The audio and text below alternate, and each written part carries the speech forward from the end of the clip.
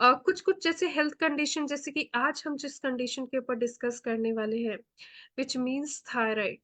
तो इनके प्रॉब्लम्स जो है एक्चुअली में क्या होते हैं, right?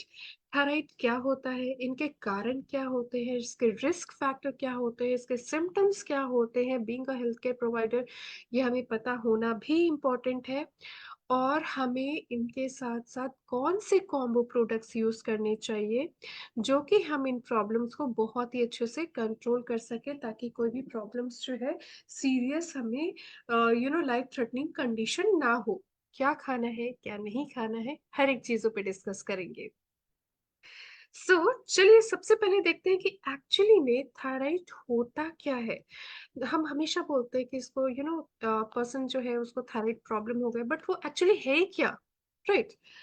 Thyroid gland, the thyroid gland is a small organ जो कि एक लोकेटेड है in the front of the neck, wrapped around the windpipe trachea, right?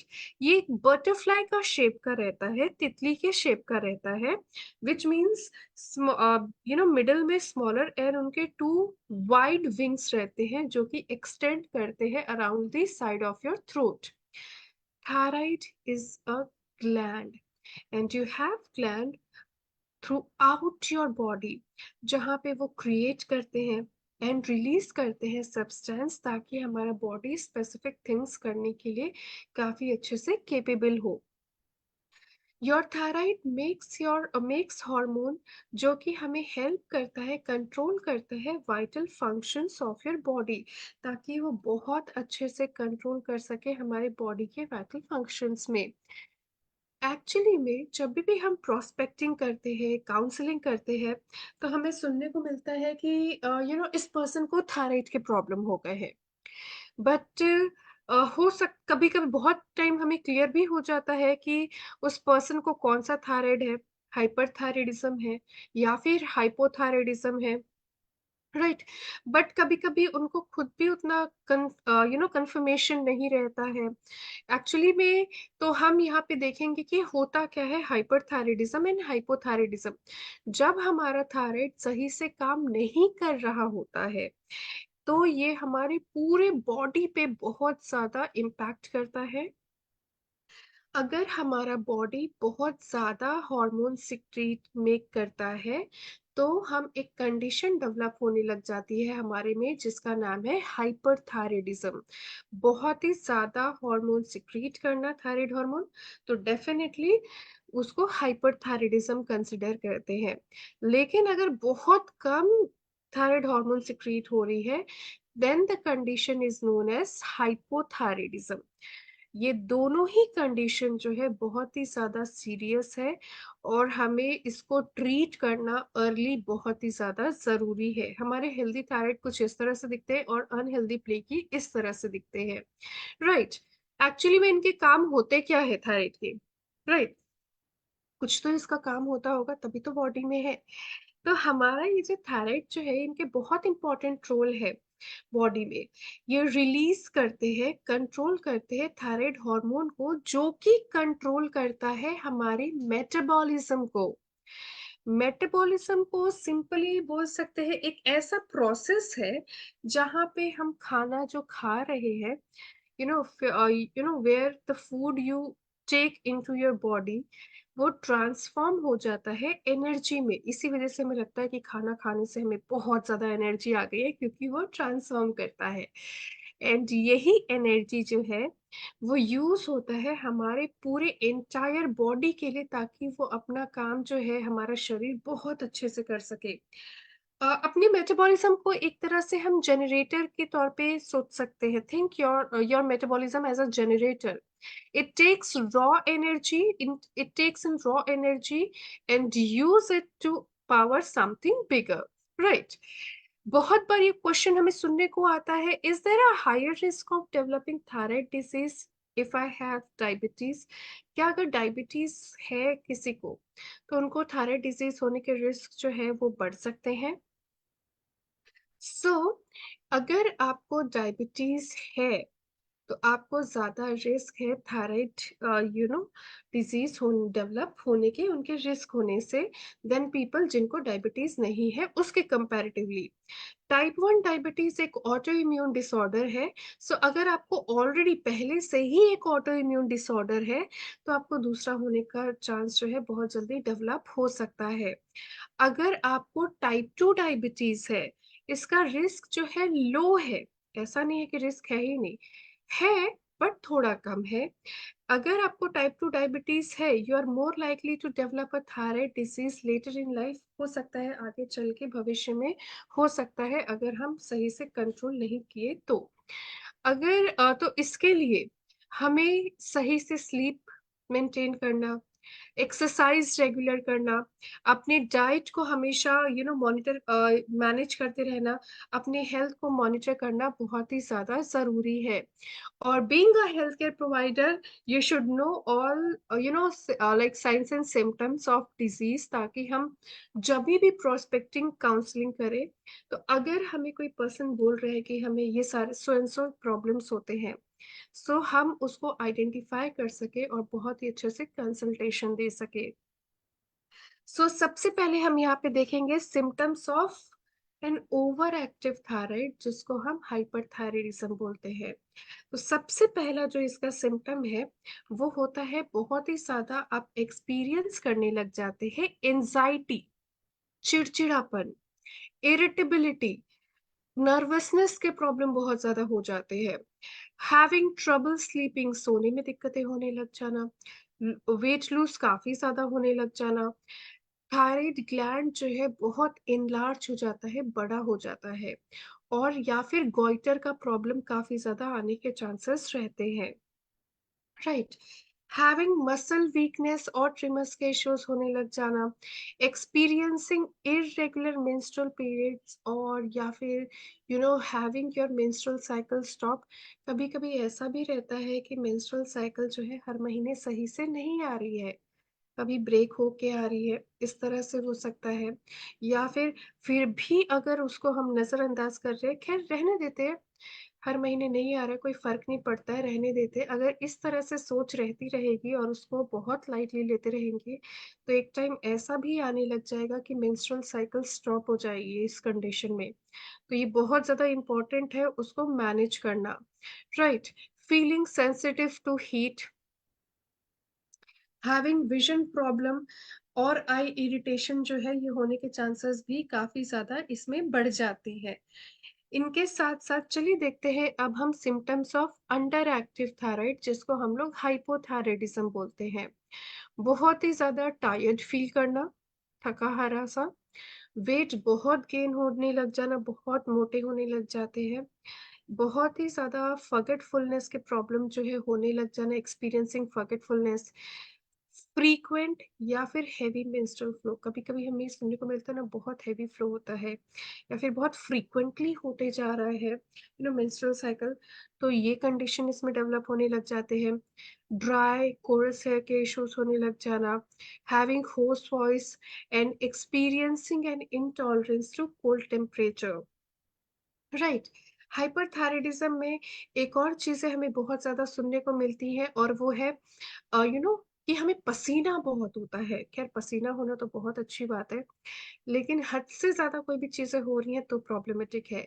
इसमें एक्सेसिव स्वेटिंग होने लग जाता है, राइट। मसल ट्विचिंग के इश्यूज होने लग जाना, ब्रिटल नेल, नाखून जो है बीच में से ही टूटने लग जाते हैं, रेड पाम में, हथेलियों में रेडनेस होने लग जाना, बल्गिंग आईज होने लग जाना, स्किन बहुत पतली होने लग जाती है, सेंसिटिव हो जाती है, गोइटर के इश्यूज रहते हैं, डायरिया, या फिर मोर फ्रीक्वेंट बोल मूवमेंट्स के इश्यूज होने लग जाना, हैंड ट्रिमर्स, मूड स्विंग होने लग जाना, increase sensitive to heat, nervousness का प्रॉब्लम होने लग जाना, रैपिड हार्ट बीट होने लग जाना, बहुत हार्ट बीट जो है बहुत रैपिडली होने लग जाती है, इरेगुलर होने लग जाता है heart beat, muscle like weakness के प्रॉब्लम्स जो है काफी ज्यादा होने के चांसेस रहते हैं।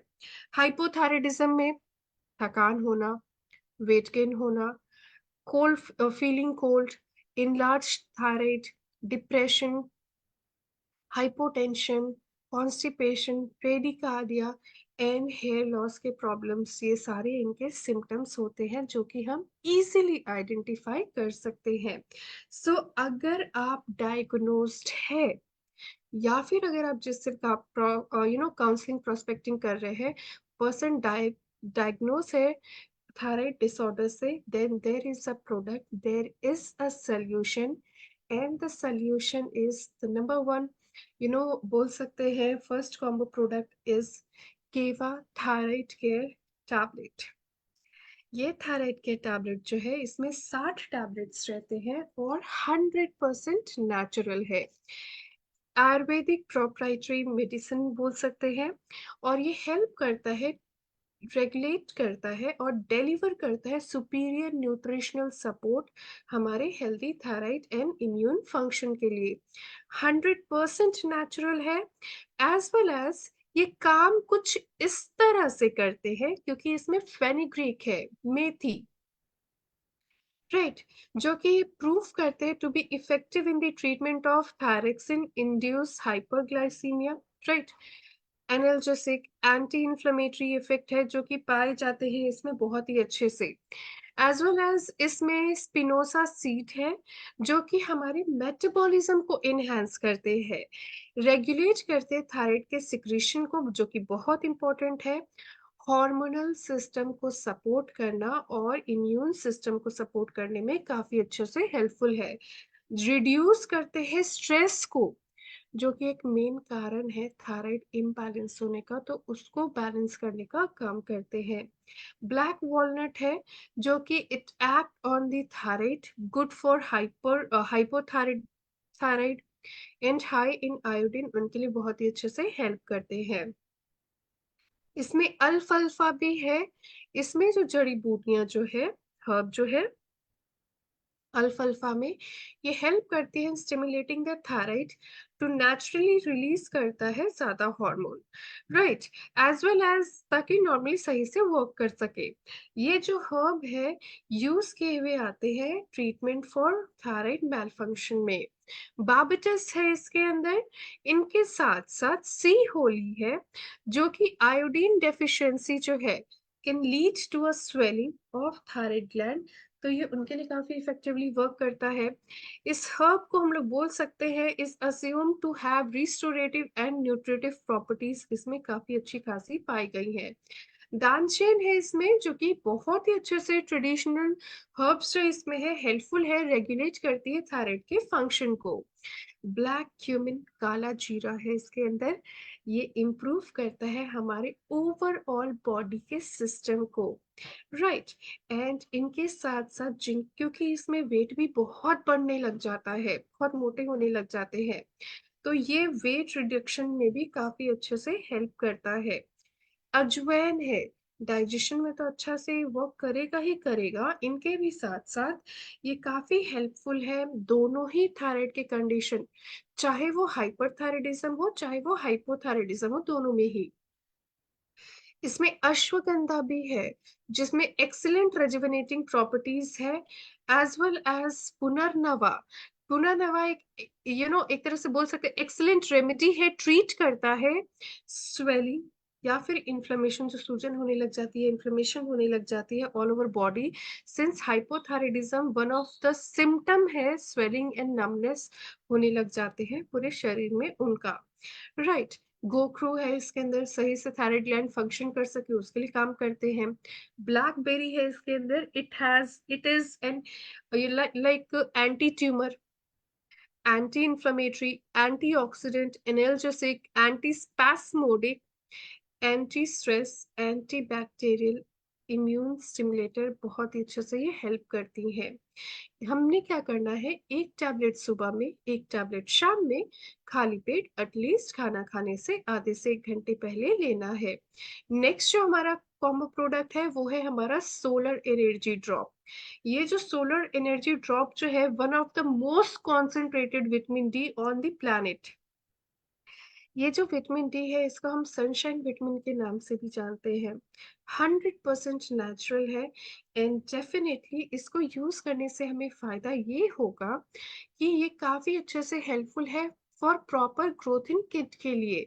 हमारे सपोर्ट करता है बोन्स एंड मसल्स को, काफ़ी अच्छे से ट्रीटमेंट प्रोवाइड करता है इनफर्टिलिटी, इम्प्रूव करता है स्पर्म की फंक्शनिंग को, fight against various fatigue, provide करता है हेल्दी मस्कुलर सिस्टम, हमारे न्यूरोमस्कुलर फंक्शन को एनहांस करता है, क्रॉनिक पेन से डील करना, प्रिवेंट करता है ऑल टाइप ऑफ कैंसर और स्किन को हेल्दी ग्लोई रखने में भी हेल्प करता है। What we have to do is कि जो 1 से 5 साल के हैं 10 ड्रॉप सुबह शाम, जो 6 से 14 साल के हैं 20 ड्रॉप सुबह शाम, और जो 15 से 21 साल के हैं 30 ड्रॉप सुबह शाम, और जो 22 साल से ज्यादा के हैं 40 ड्रॉप सुबह शाम करके लेना है। खाली पेट लेना है, एटलीस्ट खाना खाने से आधे से 1 घंटे पहले। कांच के ग्लास यूज करने हैं, कोई भी स्टील का ग्लास या स्पून यूज करने की जरूरत नहीं है। इसके डोज को आप मॉडरेटली इंक्रीज कर सकते हैं as per body condition, age और वेट के हिसाब से। बहुत ज्यादा अमाउंट लेने की जरूरत नहीं है, जितना लिखा है उतना ही लेंगे तो बेटर रहेगा, राइट। और अगर किसी को किडनी प्रॉब्लम है, कोई पर्सन किडनी प्रॉब्लम से सफर कर रहे हैं, तो उनको 40 ड्रॉप से ज्यादा लेने की जरूरत नहीं है। ज्यादा से ज्यादा पानी पीना है ताकि टॉक्सिन्स जो हमारे बॉडी में जितने भी अनवांटेड चीजें हैं सारे फ्लश आउट होके बाहर निकल सके। Last but not the least, केवा नोनी जूस, जो कि एक तरह से health the health tonic from miracle fruit, इसको हम मिरेकल फ्रूट भी बोल सकते हैं। और इसमें नेट वॉल्यूम जो है 750 ml का है। बहुत ही ज्यादा कॉन्सेंट्रेटेड जूस है, extracted from noni, goji berry, Garcinia indica, Withania somnifera. Unique combination है जो कि इसको न्यूट्रिशनली और ज्यादा डेंस बनाती है, हेल्दी बनाए रखने में हेल्प करती है। इनके जो कॉम्बिनेशन है Garcinia indica, right, goji berry, Withania somnifera, जिसको हम लोग अश्वगंधा के नाम से भी जानते हैं, गार्सिनिया इंडिका जिसको हम लोग कोकम के नाम से भी जानते हैं, बहुत फ्रूटफुली ये असर करता है। और ये हमारे हेल्थ के लिए बहुत ही ज्यादा बेनिफिशियल भी रहता है। सो प्रोप्राइटरी मैन्युफैक्चरिंग टेक्नोलॉजी, ऑर्गेनिकली इसको ग्रो किया हुआ है बिना किसी पेस्टिसाइड और फर्टिलाइजर के। कोई भी इसमें कोई भी आर्टिफिशियल कलर नहीं, कोई प्रिजर्वेटिव नहीं है, राइट, कोई आर्टिफिशियल फ्लेवर नहीं, साइंटिफिकली प्रूव्ड है, 100% वेजिटेरियन है। और इसको यूज करने से हमें फायदा ये होगा कि सबसे पहले तो ये हमारी हार्मोन को बैलेंस करने में हेल्प करता है, इम्यून सिस्टम को बूस्ट करने में हेल्प करता है, पाचन शक्ति अच्छा रखने में भी हमें हेल्प करता है, रिड्यूस करता है रिस्क ऑफ कैंसर से, ताकि उनके रिस्क जो है वो भी रिड्यूस हो सके, और बॉडी के वेट को मैनेज करने में भी हेल्पफुल है। So those who want to reduce their weight they can also consume this product, right. Serve facilitate sound sleep provide करने में, ब्लड प्यूरिफिकेशन में भी हेल्प करते हैं, डायबिटीज में हेल्पफुल है, सर्कुलेटरी सिस्टम को इम्प्रूव करते हैं और स्टेबलाइज करते हैं हमारे ब्लड के प्रेशर को भी, हमारे स्किन, हेयर, स्कैल्प को हेल्दी रखने का काम करते हैं, अलर्टनेस इंप्रूव करते हैं, मेमोरी एंड कंसंट्रेशन को भी, डिसऑर्डर्स मैनेज करते हैं, disorders like arthritis, heart elements, stroke, उनके लिए भी हेल्पफुल है, माइंड को रिलैक्स रखने में भी काफी अच्छे से हेल्पफुल है, क्योंकि स्ट्रेस को भी रिलीफ प्रोवाइड करने में हेल्पफुल रहता है, हेल्प करती है बॉडी सिस्टम सही से ताकि फंक्शन कर सके। हमने क्या करना है, पहले 3 दिनों में 5 ml सुबह शाम, 4 से 6 दिनों तक हमने इसको 10 ड्रॉप सुबह शाम, 7वें दिन के बाद 15 ड्रॉप, सॉरी 15 ml करके, 5 ml पहले 3 दिनों में, 10 ml 4 to 6 days में, 7 days के बाद 15 ml जो है आपने लेना है बहुत अच्छे से 7वें दिन के बाद, और 7वें महीने के बाद 10 ml करके सुबह शाम लेना है। ये रहेगा हमारा मेंटेनेंस डोज, जैसे ही 7वां महीना हो जाएगा 10 ड्रॉप हमेशा ही इसको मेंटेनेंस डोज के तौर पे लेना है। एक चीज़ों का ख़्याल रखेंगे कि ये जो हम ले रहे हैं ऐज के लाइक सही से जो हम ले रहे हैं, जैसे 7वें महीने के बाद ये सारी 15 एमएल इस तरह से ले रहे हैं, 10 एमएल ले रहे हैं। तो ये जो 10 एमएल जो है, ये हम 150 एमएल वाटर में अच्छे से डाइल्यूट कर लेंगे और भी कोई जूसेस में, और उसके बाद अच्छे से कंज़्यूम करेंगे। इसको खाली पेट लेना है, खाना खाने से आधे से 1 घंटे पहले। ज़्यादा से ज़्यादा पानी पीने हैं ताकि हमारे टॉक्सिन्स भी यूरिन के थ्रू फ्लश आउट होके बाहर निकल सके। काँच के ग्लास यूज़ करेंगे। राइट, ये जो 12 साल के नीचे के लोग हैं, बच्चे हैं, उनके लिए नहीं है। प्रेग्नेंट लैक्टेटिंग वुमेन के लिए नहीं है, और not recommended for patient with kidney problem. अगर किसी को किडनी प्रॉब्लम है, सो रेदर देन दैट इसको फिर हर कोई यूज़ कर सकता है। फ्रूट्स में जैसे आप nuts, egg, probiotic rich foods हो गए, लेमन, वॉलनट्स, हनी ले सकते हैं, ग्रीन लीफी वेजिटेबल्स ले सकते हैं, फ्रूट्स ले सकते हैं, जूसेस ले सकते हैं, kidney bean like rajma and navy beans जो है ले सकते हैं, कोकोनट ले सकते हैं। ये सारी चीज़ें जो है नॉर्मली आप जो भी हेल्दी है वो आप नॉर्मली खा सकते हैं। जो चीज़ें आपने नहीं खानी है वो है raw cruciferous vegetables, fluoridated water. Caffeine आपने नहीं लेना है, क्योंकि आप कैफ़ीन लेंगे तो आपके प्रॉब्लम्स जो है काफ़ी ज़्यादा बढ़ जाएँगे, तो बहुत ज़्यादा कैफ़ीन नहीं लेना है। अल्कोहल, उसको पूरा ही अवॉइड करना है। सोय फूड हो गया, फ़ास्ट फूड जो भी हो गए, तले वगैरह, मैदे वाली चीज़ें, कार्बोनेटेड सॉफ्ट ड्रिंक्स हो गए जो आपके मार्केट में मिलते हैं, लाइक जो भी आपके सॉफ्ट ड्रिंक्स हो गए, वो सारी चीज़ें, ऐसे भी हम बहुत सारा कोल्ड ड्रिंक वगैरह ये सारी चीज़ें लेते हैं ना, तो जो भी कंपनी का कोल्ड ड्रिंक का नाम रहता है, उसके नीचे छोटा-सा लिखा होता है कार्बोनेटेड वाटर, राइट? वो हमारे हेल्थ के लिए अच्छा नहीं है। तो डेफ़िनेटली ये जो कार्बोनेटेड सॉफ्ट ड्रिंक्स हैं, वो सारी चीज़ें नहीं लेनी है। ग्लूटेन वाली चीज़ें नहीं खानी है, प्रोसेस्ड मीट प्रोडक्ट्स आपने नहीं लेना है। इनके साथ-साथ फूड कंटेनिंग शुगर जिसमें बहुत ज़्यादा चीनी, जैसे केक, मूज़, वो सारी पेस्ट्रीज़, वो सारी चीज़ें रहती हैं, अवॉइड करना है। रिफाइंड शुगर जो व्हाइट वाला चीनी है, उसको अवॉइड करना है, और रिफाइंड वेजिटेबल जो मार्केट का रिफाइंड वेजिटेबल ऑयल वगैरह जो है, उसको भी अवॉइड करना है। So instead of using market का refined vegetable oil, you can use केवा rice bran oil, which is a healthy option. Right? थोड़ा सा योगा भी हम मेंटेन करेंगे, राइट? क्योंकि इसमें वेट भी बहुत बढ़ने लग जाता है, like plank upward bridges, supported shoulder stand, अगर पॉसिबल है तो, राइट? अगर हो सकता है, नहीं हो सकता है तो नहीं करना है। Easily breathe in breathe out जो है इस तरह से हम कर सकते हैं। So this is all about, हमने आज यहाँ पे डिस्कस किया कि एक्चुअली में थायराइड होता क्या है, इनके कितने टाइप्स होते हैं, इनके सिम्पटम्स क्या-क्या है, इनके रिस्क फैक्टर किन लोगों को बढ़ सकते हैं, कॉजेज़ क्या है, कौन से कॉम्बो प्रोडक्ट्स लेने हैं, क्या खाना है, क्या नहीं खाना है, और एक्सरसाइज़ भी हमने यहाँ पे देखा। सो अगर आपको आज के सेशन से रिलेटेड कोई भी क्वेश्चन, डाउट है, आप चैट बॉक्स में लिख सकते हैं। आपको आज का सेशन कैसा लगा, आप अपने फीडबैक भी रिप्रेज़ेंट कर सकते हैं। So now you can feel free to write it in a chat box.